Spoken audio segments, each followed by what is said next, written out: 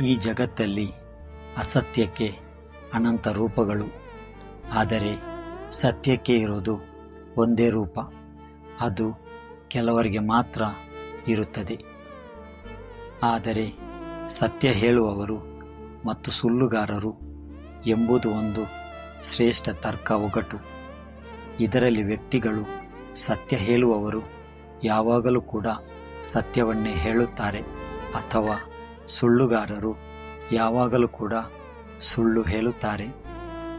ಪ್ರತಿಯೊಬ್ಬ ವ್ಯಕ್ತಿಯ ಹೇಳಿಕೆಗಳ ಆಧಾರದ ಮೇಲೆ ನೀವು ಅವರ ನಿಜವಾದ ಸ್ವರೂಪವನ್ನು ನಿರ್ಧರಿಸಬೇಕು. ಸತ್ಯ ಹೇಳುವವರು ಯಾವಾಗಲೂ ಕೂಡ ಸತ್ಯವನ್ನೇ ಹೇಳಿಕೊಂಡು, ಹಾಗೂ ಸುಳ್ಳುಗಾರರು ಯಾವಾಗಲೂ ಕೂಡ ಸುಳ್ಳುಗಳನ್ನೇ ಹೇಳಿಕೊಂಡು, ಪ್ರತಿಯೊಬ್ಬ ವ್ಯಕ್ತಿಯ ಹೇಳಿಕೆಗಳ ಆಧಾರದ ಮೇಲೆ ಅವರ ನಿಜವಾದ ಸ್ವರೂಪವನ್ನೇ ನಿರ್ಧರಿಸಿ. ಆದರೆ ತನಗೆ ತಾನೇ ಸತ್ಯವಂತನಲ್ಲದಿದ್ದರೆ ಅವನ ಹುಡುಕಾಟ ಹಾಗೂ ಅವನ ಪ್ರಯತ್ನ ವ್ಯರ್ಥವಾಗುತ್ತದೆ. ಅವನು ದೇವಾಲಯಗಳಿಗೆ, ಚರ್ಚುಗಳಿಗೆ ಅಥವಾ ಮಸೀದಿಗಳಿಗೆ ಹೋದರೂ ಕೂಡ ಪರವಾಗಿಲ್ಲ. ಅವನು ಎಲ್ಲಿಗೆ ಅಲೆದಾಡಿದರೂ ಕೂಡ ಪರವಾಗಿಲ್ಲ. ಅದು ತೀರ್ಥಯಾತ್ರೆಯ ಸ್ಥಳವಾಗಿರಬಹುದು.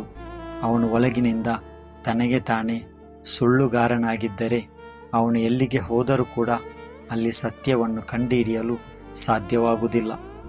ನಮ್ಮ ಜೀವನದಲ್ಲಿ ಸುತ್ತುವರೆದಿರುವ ಸುಳ್ಳುಗಳನ್ನು ನಾವು ಅಗತ್ಯವಾಗಿ ಕಂಡುಹಿಡಿದಿಲ್ಲ. ಸಂಪ್ರದಾಯಗಳು ಸಾವಿರಾರು ವರ್ಷಗಳ ಅವಧಿಯಲ್ಲಿ ಅವುಗಳನ್ನು ಅಭಿವೃದ್ಧಿಪಡಿಸಿರಬಹುದು. ನಾವು ಯಾವುದೋ ಸುಳ್ಳನ್ನು ಬೆಂಬಲಿಸುತ್ತಿದ್ದೇವೆ ಎಂದು ನಮಗೆ ತಿಳಿದಿರುವುದಿಲ್ಲ, ಹಾಗೂ ನಮಗೆ ನೆನಪಿಲ್ಲ, ಅದು ನಮಗೆ ನೆನಪಾಗುವುದೂ ಇಲ್ಲ. ನಾವು ಅದರ ಅರಿವು ಮೂಡಿಸುವವರೆಗೂ, ನಮ್ಮೊಳಗಿನ ಸುಳ್ಳಿನ ಪರದೆಯನ್ನು ನಾಶ ಮಾಡುವವರೆಗೂ ಸತ್ಯ ಏನೆಂದು ನಮಗೆ ತಿಳಿಯಲು ಸಾಧ್ಯವಾಗುವುದಿಲ್ಲ.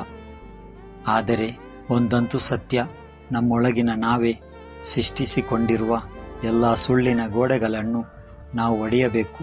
ಆಗ ಮಾತ್ರ ನಾವು ಸತ್ಯದೊಂದಿಗೆ ಸ್ವಲ್ಪ ಸಂಪರ್ಕವನ್ನು ಹೊಂದಬಹುದು.